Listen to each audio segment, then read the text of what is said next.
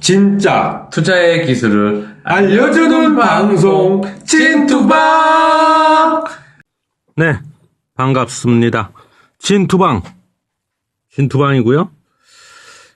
제가 지난번 금융 투자 상품 털기 시리즈에 이어서 인사이트 리포트 촉이라는 제가 그런 시리즈를 좀 준비했습니다. 시리즈를 준비했고, 근데 주제가 뭐냐면요, 모빌리티 혁명에 관해서 좀 말씀을 드리고자 합니다. 모빌리티. 그래서 그걸 오늘부터 좀 시리즈로 할 건데요. 일단 모빌리티라는 말 뜻이 뭘까요? 모빌리티는요, 사전을 찾아보면 이동성 그런 뜻이 있는데 그냥 좀 포괄적인 의미로 지금 받아들여지고 있습니다.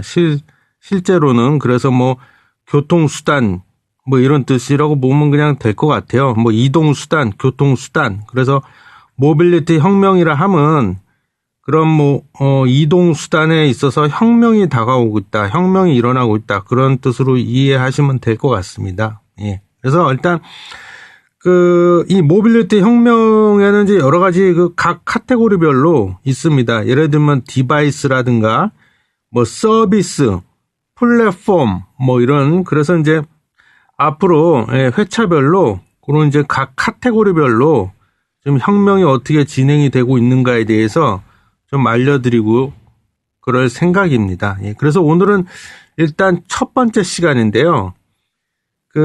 디바이스 쪽 카테고리를 좀 말씀드리고자 합니다. 근데 디바이스 중에서도 좀 더 구체적으로 자동차의 동력이 뭐냐, 동력원, 즉 연료가 뭐냐를 기준으로 나눠서 일단 최근에 수소차가 증시에서도 좀 많이 떴잖아요. 예, 핫하죠. 예, 그래서 일단 오늘은 수소차와 전기차에 대해서 좀 간략히 먼저 말씀드리는 시간을 갖도록 하겠습니다. 일단 수소차는 이렇게 됐죠. 과거 흐름을 살펴보면 제1차로 현대자동차 측에서 먼저 이 수소차 관련해서 발표를 좀 한 게 있습니다. 그리고 이어서 며칠 전에 또 정부에서 이 정책적으로 수소차를 어떻게 하겠다, 이런 걸 또 2차로 발표를 했습니다. 예. 근데 첫 번째 현대자동차 측에서 먼저 발표를 한 내용을 보면은요,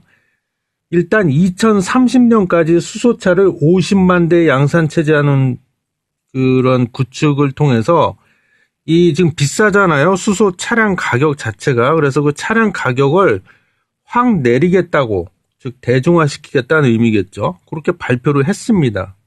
그래서 이렇게 하기 위해서 최근에 수소 연료 전지 공장을 또 증설하겠다고 또 이런 발표도 했어요, 현대차 측에서. 그래서 현대자동차 측에서 발표한 내용은 핵심은 요 정도고요.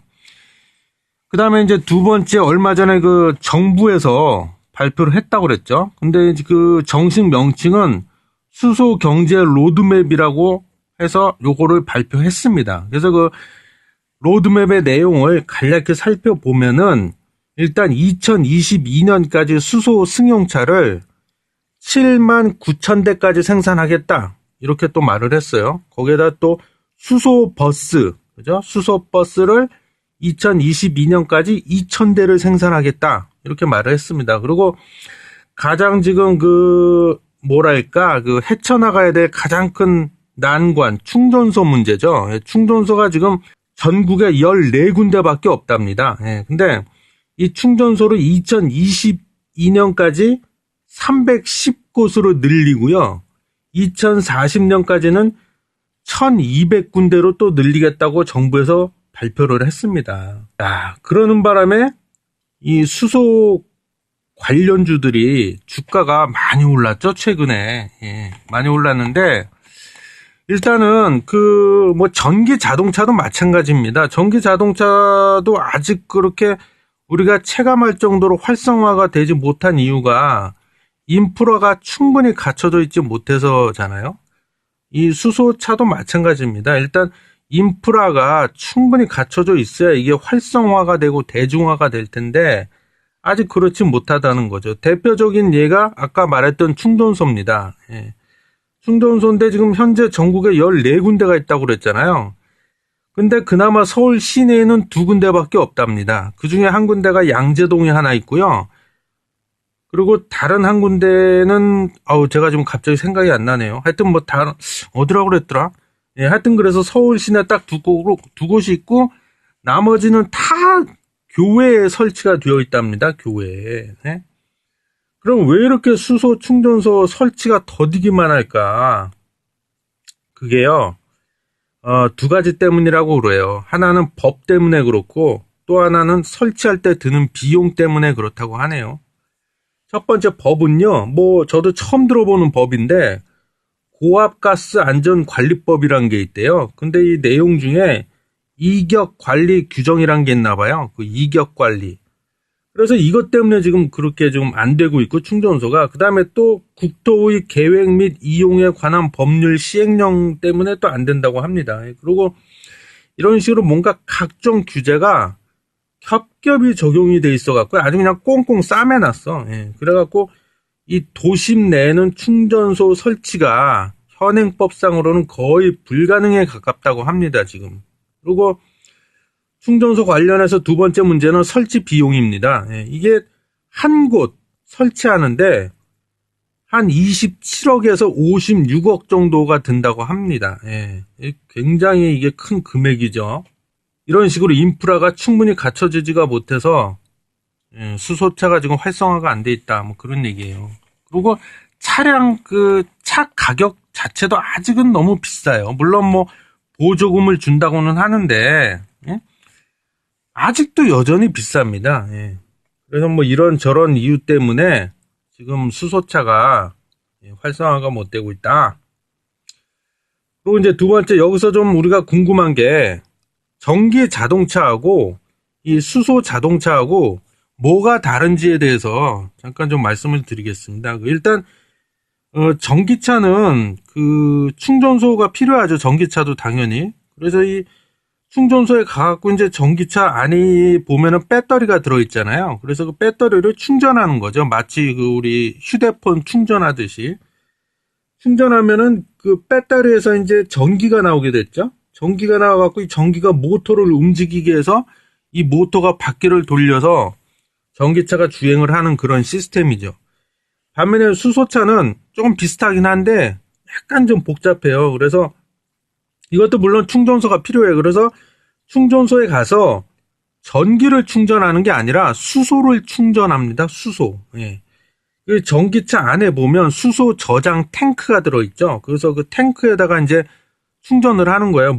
수소를. 그러면은 이 수소 탱크에서 이제 수소가 들어있으니까 그 수소가 나오고 그 외부 공기에서 공기 안에 보면 산소가 들어있지 않습니까? 그래서 이제 차량에서 그 외부 공기를 빨아들여 갖고 그 안에 들어있는 산소와 수소 탱크에 그 충전해 놓은 수소와 둘이 만나는 거죠. 만나면은 백금이라는 그 촉매제가 있습니다. 백금을 촉매제로 쓰는데 이 백금이 좀 비싸요. 아직 가격이 비싼데 백금이 촉매제 역할을 해가지고 이제 거기서 전기를 만들어내는 거죠. 그래서 그 전기가 차량 내에 장착된 모터를 돌리고 그 모터가 바퀴를 돌려서 수소차가 주행을 하는 거죠. 그러니까는 이제 정리하면 전기차는 충전소에서 전기를 충전하는 거고 수소차는 충전소에서 수소를 충전한다. 그리고 또 하나 그 특징이 수소차는 물이 나옵니다. 물. 아까 그 수소 저장 탱크에 있는 수소와 외부에서 빨아들이는 공기 중에 있는 산소를 결합시킨 후에 백금이라는 촉매제를 사용해서 전기를 만들어낸다고 그랬잖아요. 그때 그 전기만 나오는 게 아니라 물도 같이 나옵니다. 물, H2O, 물. 그래서 요게 이제 그래서 친환경차다. 이런 얘기죠. 그래서 또한 그 전기차하고의 차이점 중에 하나는 그 충전 시간하고 주행 거리입니다. 결론만 얘기하면 전기차가 수소차와 비교하면 충전 시간은 더 오래 걸리고 주행 거리는 더 짧다. 그래서 수소차는 한 10분 정도 충전을 하면은요, 최대한 640km에서 한 700km 정도까지 달릴 수 있다고 하네요. 그럼 여기서 서울에서 부산까지 가고도 한참을 더 갈 수 있다. 그래서 수소차 특징에 대해서 좀 알아봤고요. 수소차에서 가장 많은 왜 이렇게 또 차량값이 차값이 비싸냐 하면은요. 그 수소차의 본네트를 열어보면 수소 연료전지라는 게 있습니다. 요건 이제 다른 말로 스택이라고 부르는데 요게 핵심 부품이요. 왜냐하면 이게 여기서 그 수소와 산소를 결합시켜서 전기를 만들어내거든요. 요게 핵심, 제일 중요한 부품이죠. 그리고 요게 가격이 제일 비싸요. 그 다음에 수소를 저장해 놓는 아까 얘기했던 그런 수소 저장용 탱크. 요 두 개, 그러니까 수소 연료전지하고 수소 저장 탱크. 요게 비쌉니다. 그래서 차량 값이 아직도 비싼 편이고, 요게 그 수소차 만드는데 들어가는 총 비용, 즉 원가의 60%를 차지합니다. 60%. 그래서 요 두 개의 부품값을 낮춰야만 수소 차량 그 판매 가격이 떨어질 것 같다는 생각이 듭니다. 그렇게 하고 그다음에 참고로 또 물론 뭐 지금 뭐 이미 뭐 주가가 너무 많이 올랐는데 그래도 그냥 참고로 알고 계시라고 말씀드리겠습니다. 그러면 수소 자동차와 관련이 된 기업들은 어디가 있냐? 일단 현대자동차죠. 뭐 현대자동차. 현대자동차는 한 20년 됐죠. 20년 전부터 투자를 해가지고 이 수소차에 관련된 기술력은 세계 최고. 남들이 모두가 네라고 할 때 혼자만 아니요라고 외치는 과감한 용기. 현대자동차. 그래서 2030년까지 수소 자동차 관련된 사업에다가 7조 6천억을 투자하겠다고 발표를 했죠, 이미. 그 다음 두 번째 이제 일진 다이아가 있습니다. 요거는 자회사 때문에 그러는데, 그 자회사가 수소 저장 탱크를 만듭니다. 그리고 풍국주정. 요거는 이제 아까 그 수소차는 충전소에서 수소를 충전한다고 했잖아요. 그 수소 가스를 만드는 일을 하고 있습니다. 아마 풍국주정도 근데 이 회사가 직접 하는 게 아니라 자회사가 하는 걸로 제가 알고 있습니다. 자회사. 그 다음에 그 EM 코리아. 요거는 이제 충전소 관련된 기업이고, S 퓨얼 셀. 요거는 이제 그 S 에너지와 관련된 기업인데요. 요거는 뭘 하냐? 아까 제가 원가의 많은 부분을 차지한다고 하는 그 가장 중요한 핵심 부품이라고 했죠. 수소 연료 전지를 만들고 있습니다. 그 다음에 이제 유니크. 이건 지금 현재 현대차에다 납품을 하고 있는데요. 수소 조절 밸브를 만든다고 합니다. 그래서 이렇게 해서 오늘 그 인사이트 리포트 촉 모빌리티 혁명, 그 중에서도 첫 번째 카테고리 디바이스 중에서도 이제 연료를 뭐를 쓰느냐에 따라서 제가 전기차, 수소차, 물론 수소차 중심으로 말씀을 드렸는데요. 그렇게 좀 간략하게 말씀드려봤습니다. 근데 수소차가 정말 대중화되고 이게 정말 우리가 이제 길거리에서도 아주 흔하게 볼 수 있을 정도로 이게 활성화가 되려면 제 생각입니다만 이걸 해결해야 돼. 뭐냐면 경제성을 해결해야 될 것 같습니다. 경제성이 아직은 너무 떨어집니다. 충전소 설치하는데도 너무 비싸고, 그리고 이게 충전소에 가갖고 수소를 만땅으로 가득 충전하는데 비용이 얼마 들까? 그건 저도 아직 자료를 찾아보진 못했는데요.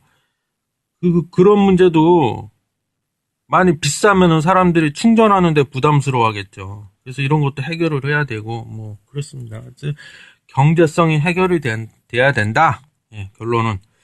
그래서 지금, 진투방 순서는 여기서 마치겠습니다. 감사합니다.